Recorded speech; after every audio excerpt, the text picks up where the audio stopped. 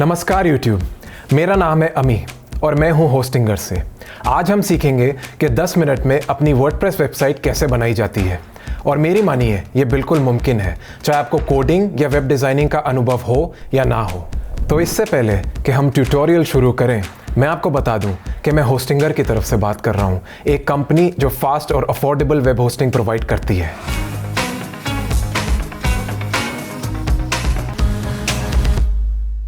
इस वीडियो में मैं आपको बताऊंगा कि कैसे आप होस्टिंगर की वर्डप्रेस होस्टिंग पर अपनी वेबसाइट बना सकते हैं। और मेरी मानिए यही तरीका आप दूसरी होस्टिंग सर्विसेज पर भी इस्तेमाल कर सकते हैं। तो बिना किसी रुकावट के बनाना शुरू करते हैं अपनी वर्डप्रेस वेबसाइट। ओके, तो हमारी वर्डप्रेस वेबसाइट के लिए हमें चाहिए होगी होस्टिंग। hostinger.in पर आने के बाद नीचे स्क्रॉल करिए और वो प्लान चुनिए जो आपकी ज़रूरत के हिसाब से सबसे सही हो। इस वीडियो के लिए मैं प्रीमियम शेड होस्टिंग का इस्तेमाल करूंगा। ऐड टू कार्ट पर क्लिक कीजिए और यहाँ से अपना होस्टिंग पैकेज चुन लीजिए। मैं इसे 12 महीने तक का रखूंगा। यहाँ पर आप बना सकते हैं अपना अकाउंट। पेमेंट करने का तरीका चुनिए और जैसा कि आप देख रहे हैं, इस होस्टिंग प्लान के साथ हमें मुफ्त मिलेगा डोमेन का नाम और SSL सर्टिफिकेट। भूले बिना कूपन कोड डालें HA10 अपनी खरीद पर 10% डिस्काउंट पाने के लिए। यहाँ से चेकआउट करने का तरीका आसान है, इसलिए मैं अब अगले हिस्से की तरफ बढ़ता हूँ। एक बार चेकआउट करने के बाद जब आप अपने होस्टिंगर अकाउंट पर लॉगिन करेंगे तो आप कुछ ऐसा देखेंगे। तो शुरुआत करते हैं अपनी होस्टिंग सेटअप करने से। सेटअप पर क्लिक कीजिए, फिर स्टार्ट नाउ पर क्लिक कीजिए और जैसा कि आप जानते हैं हमें मुफ्त मिला है डोमेन का नाम, तो यहाँ पर हम अपना डोमेन का नाम क्लेम कर सकते हैं। सेलेक्ट पर क्लिक करते हैं। यहाँ पर आप डालिए अपनी पसंद का डोमेन का नाम और क्लिक करिए सर्च। मेरा सुझाव है कि आप .com चुनिए क्योंकि ये सबसे ज़्यादा लोकप्रिय है और पहचानने में सबसे आसान है। इस ट्यूटोरियल के लिए मैं इस्तेमाल करूँगा .online का, पर जैसा कि मैंने कहा आप .com ही चुनें। बस डोमेन का नाम डालिए, सर्च पर क्लिक कीजिए, फिर कंटिन्यू पर क्लिक कीजिए। Build a new website select कीजिए और फिर चुनिए वर्डप्रेस। और ठीक यहाँ आपको अपना ईमेल एड्रेस डालना होगा और पासवर्ड सेट करना होगा। ये डिटेल्स आपको काम आएंगी अपने वर्डप्रेस डैशबोर्ड पर लॉगिन करने में, तो मैं अभी वही करूँगा। एक बार ये काम खत्म हो जाए तब हम कंटिन्यू पर क्लिक करेंगे और जैसा आप देख रहे हैं तरह तरह की डिज़ाइन टेम्पलेट की लिस्ट है जो हम इस्तेमाल कर सकते हैं अपनी वर्डप्रेस वेबसाइट के लिए। चलिए शो मोर पर क्लिक करते हैं और एक टेम्पलेट पसंद करते हैं जो हम अपनी वर्डप्रेस वेबसाइट के लिए इस्तेमाल करना चाहेंगे। नीचे स्क्रॉल करते हैं और क्लिक करते हैं शो मोर।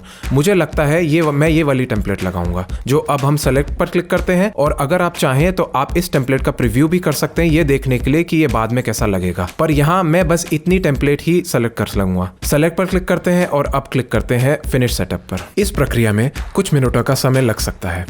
ओह बढ़िया, हमारी वेबसाइट अब तैयार है। और इससे पहले कि हम जाकर वेबसाइट को देखें, चलिए SSL सर्टिफिकेट इंस्टॉल कर लेते हैं। तो चलिए क्लिक करते हैं मैनेज साइट पर। जैसा कि आप यहाँ देख रहे हैं हमें ये मैसेज आया है कि अभी हमारा डोमेन का नाम रजिस्टर नहीं हुआ है। तो इससे पहले कि हम इंस्टॉल करें SSL सर्टिफिकेट, हमें पूरा करना होगा डोमेन रजिस्ट्रेशन। तो क्लिक करते हैं फिनिश डोमेन रजिस्ट्रेशन पर और यहाँ पर आपको डालनी होगी अपनी जानकारी, जैसे नाम, सरनेम, पता, शहर वगैरह। तो बस डालते जाइए सारी ज़रूरी जानकारी। और एक बार आप ये सारा काम खत्म कर लेते हैं, बस सेटअप पर क्लिक कर दीजिए। तो यहाँ से हम अपने कंट्रोल पैनल पर वापस जा सकते हैं और जैसा कि अब दिख रहा है कि हमारा डोमेन का स्टेटस अब एक्टिव है। तो चलिए अब होस्टिंग पर जाते हैं और क्लिक करते हैं मैनेज अपनी वेबसाइट पर। और अब हम इंस्टॉल कर सकते हैं SSL सर्टिफिकेट। तो नीचे स्क्रॉल करते हैं जब तक हम आपको SSL सर्टिफिकेट दिख ना जाए। इसे सेलेक्ट करते हैं और यहाँ पर इंस्टॉल कर पाएंगे अपना SSL सर्टिफिकेट। तो क्लिक करते हैं सेटअप पर और एक्टिवेट पर क्लिक करिए। और अब बस हमें क्लिक करना है इंस्टॉल। और जैसा कि यहाँ दिख रहा है SSL सर्टिफिकेट इंस्टॉल हो गया है। और अगर आपका SSL सर्टिफिकेट इंस्टॉल नहीं हो पा रहा है, ऐसा आमतौर पर तब होता है जब आपका डोमेन रजिस्ट्रेशन पूरा ना हो पाया हो। इसमें आमतौर पर 1 से 2 घंटे का समय लगता है, तो थोड़ी देर इंतजार कीजिए। करीब 1 से 2 घंटे के बाद SSL सर्टिफिकेट दोबारा इंस्टॉल करने की कोशिश कीजिए। अब आपको कोई परेशानी नहीं आनी चाहिए।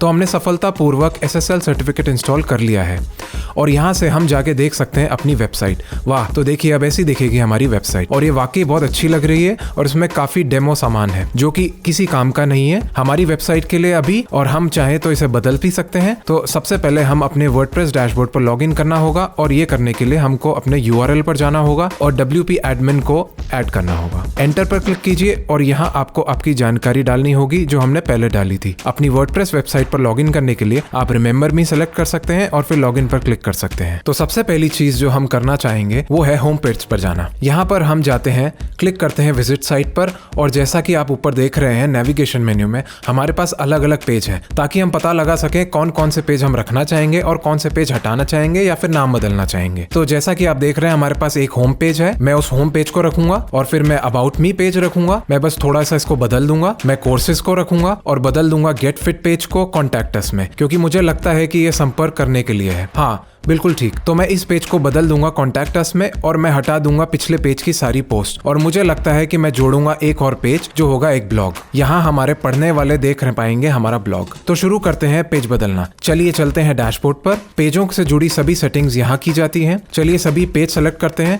और जैसा कि नजर आ रहा है यहाँ पर पूरी लिस्ट है सभी उपलब्ध पेजों की। तो हम बदल सकते हैं अबाउट मी। क्विक एडिट पर क्लिक करते हैं और इसे बदल देते हैं कॉन्टैक्ट अस में। जैसे ही ये खत्म हो जाए हम अपडेट पर क्लिक करेंगे और तय करेंगे कौन कौन से पेज हम इस्तेमाल नहीं करेंगे। तो जाहिर है कि हम एक सैंपल पेज का इस्तेमाल नहीं करेंगे जो कि हम ट्रैश में डाल सकते हैं, और यही काम हम इस पेज के साथ भी कर सकते हैं। तो इस तरह मैं नाम बदल दूंगा कुछ दूसरे पेजों का भी। अच्छा, तो मैंने सभी पेजों के नाम बदल दिए हैं, और अब हम एक और पेज डाल सकते हैं जिसका नाम होगा ब्लॉग, और इसका इस्तेमाल हम ब्लॉग पोस्ट दिखाने के लिए करेंगे। तो चलिए इसे एक टाइटल देते हैं, इसे कहेंगे ब्लॉग। एक बार आपने ये कर लिया, क्लिक करते हैं पब्लिश पर, क्लिक करते हैं पब्लिश, और अब हम चलेंगे वापस डैशबोर्ड पर। अच्छा, तो जैसा कि आप देख रहे हैं अब हमारे पास हमारी जरूरत के मुताबिक सभी पेज हैं। तो अब हमारा अगला कदम होना चाहिए इस ब्लॉग पेज को डिस्प्ले पर लगाकर ब्लॉग पोस्ट दिखाने का। ये करने के लिए आपको सेटिंग्स में जाना होगा, और अब सेलेक्ट करते हैं रीडिंग। अच्छा, तो जैसे कि इस सेक्शन में दिख रहा है हमारा होम पेज डिस्प्ले पर लग गया है, जिसका नाम भी होम है, और पोस्ट वाले पेज के लिए ब्लॉग सेलेक्ट करते हैं और सेव चेंजेस पर क्लिक करते हैं। तो चूंकि हम सेटिंग्स भाग में हैं, हम ये दूसरी जरूरी सेटिंग कर सकते हैं जो है परमालिंक्स। और अब सेलेक्ट करते हैं शो पोस्ट नेम। ये बहुत जरूरी है एसईओ के लिए। अब क्लिक करते हैं सेव चेंजेस पर। तो हमारा काम करीब करीब खत्म हो गया है पेजों का, पर अब हमें करने होंगे कुछ बदलाव मेन्यू के अंदर। चलिए चलते हैं अपीयरेंस पर, क्लिक करते हैं मेन्यू, और यहाँ जैसा कि आप देख सकते हैं हमने हटा दिया था पब्लिकेशन पेज। ये कह रहा है कि ये मान्य नहीं है, तो हमें इसे हटाना पड़ेगा। रिमूव पर क्लिक करते हैं, और हमें डालना भी है अपना ब्लॉग पेज। तो ये करने के लिए क्लिक करिए व्यू ऑल पर, ब्लॉग चुनिए और ऐड टू मेन्यू पर क्लिक कर दीजिए। अब सेव मेन्यू पर क्लिक कीजिए, और अब अपने होम पेज पर वापस आ सकते हैं और देख सकते हैं कि ये कैसा लग रहा है। तो जैसा आप देख सकते हैं अब हमारे पास सभी जरूरी पेज हैं। हमारे पास about us, courses, contact us और एक ब्लॉग है। एक बार हम ब्लॉग पर क्लिक करते हैं तो यहाँ हम अपने ब्लॉग पोस्ट देख सकते हैं। तो एक बार आप और ब्लॉग पोस्ट डालते हैं तो सब कुछ यहीं पर दिखेगा। तो अगली चीज जो हम कर सकते हैं वो है अपनी पसंद के हिसाब से अपनी थीम बदल सकते हैं। तो ये करने के लिए आपको यहाँ क्लिक करना होगा कस्टमाइज। शुरुआत करते हैं हमारा अपना लोगो बदलने से। यहाँ क्लिक करिए, एडिट क्लिक करिए और चुनिए चेंज लोगो। क्योंकि मैंने पहले ही अपना लोगो अपलोड कर दिया है, मैं बस मीडिया लाइब्रेरी से सेलेक्ट कर लूंगा। और अगर आपको जरूरत है कि आप कोई फोटो या फाइल अपलोड करना चाहते हैं तो आप यहाँ अपलोड फाइल्स पर जाकर कर सकते हैं। ठीक है, तो मैं अब इस लोगो को चुनूंगा। मैं क्रॉप इमेज पर क्लिक करूंगा। वाह, मुझे लगता है कि काफी अच्छा लग रहा है। मैं रीसाइज पर भी क्लिक कर सकता हूँ और इसे थोड़ा छोटा कर सकता हूँ। हाँ, सब कुछ बहुत अच्छा लग रहा है। तो अब हम क्लिक कर सकते हैं पब्लिश पर। सिर्फ इतना ही नहीं, मैं और भी कस्टमाइजेशन के लिए ऑप्शंस उपलब्ध हैं। अब बिना डर के सब कुछ करके देखिए। इस तरह से आपको आएगा वर्डप्रेस का प्रयोग और बेहतर तरीके से। तो अब हम बंद कर सकते हैं इस कस्टमाइजेशन के बटन को। अब अगली चीज जो हम कर सकते हैं वो है अपने होम पेज को एडिट करना। क्योंकि सभी पेज एलिमेंटर की मदद से बनाए गए हैं, हमें उन्हें एडिट करना होगा वही एलिमेंटर पर। तो इस पेज को एडिट करने के लिए आपको यहाँ क्लिक करना होगा एडिट विद एलिमेंटर। तो शुरू करते हैं पहले सेक्शन से। हम बैकग्राउंड फोटो को बदल सकते हैं। यहाँ क्लिक करने से हम इस फोटो को बदल पाएंगे। अब स्टाइल्स पर क्लिक करते हैं और जैसा कि दिख रहा है ये वो फोटो है जो हमें बदलनी है। क्लिक करते हैं चूज इमेज पर और मैं इस इमेज को सेलेक्ट करूंगा। मैं इंसर्ट पर क्लिक करूंगा। ओके, अब ये काफी बेहतर लग रहा है। और यहाँ पर हम कुछ बदलाव कर सकते हैं टेक्स्ट में। तो टेक्स्ट को बदलने के लिए आपको बस उसके ऊपर क्लिक करना होगा और इस तरह से आप टेक्स्ट बदल सकते हैं। और बस इस तरह से आप बदल सकते हैं टेक्स्ट को। अच्छा, तो आपने देखा कि कैसे मैंने पूरा किया बदलाव करना। मैंने बदल दिया है ये टेक्स्ट। मैंने कुछ पार्ट हटा दिए हैं जो काम के नहीं है मेरी वेबसाइट के लिए। और इसी सेक्शन को पूरी तरह से हटाने के लिए हमें बस क्लिक करना है यहाँ और डिलीट कर देना है। तो बस इस तरह से एलिमेंटर की मदद से आप एडिट कर सकते हैं किसी भी पेज को। एक बार आपने बदलाव करना खत्म करा तो आपको बस अपडेट पर क्लिक करना है। और यहाँ से हम अपने पेज पर वापस जा सकते हैं। यहाँ पर क्लिक करिए और क्लिक कीजिए व्यू पेज पर। तो अब जैसा कि आप देख सकते हैं कि ऐसा दिख रहा है, काफी बेहतर लग रहा है। और अब हम ऐसा कर सकते हैं कि ब्लॉग पोस्ट डालना शुरू कर दें। ये करने के लिए आपको डैशबोर्ड पर जाना होगा। ब्लॉग से संबंधित सभी चीजें यहीं से होती हैं। तो इससे पहले कि हम अपना पहला ब्लॉग पोस्ट डालें, हमें कुछ कैटेगरीज बनानी होंगी। कैटेगरीज पर क्लिक करने के लिए, और जैसा आप देख सकते हैं कि हमारे पास कुछ कैटेगरी पहले से ही है जो भी हम इस्तेमाल नहीं करेंगे, उन्हें हटा सकते हैं। और ये दूसरी कैटेगरी अनकैटेगराइज्ड को हम दूसरा नाम दे सकते हैं। तो यहाँ इस सेक्शन की मदद से कुछ नई कैटेगरी डालते हैं। ऐड न्यू कैटेगरी पर क्लिक करिए और बस ऐसे ही आप उतनी कैटेगरी डाल सकते हैं जितनी आप चाहें।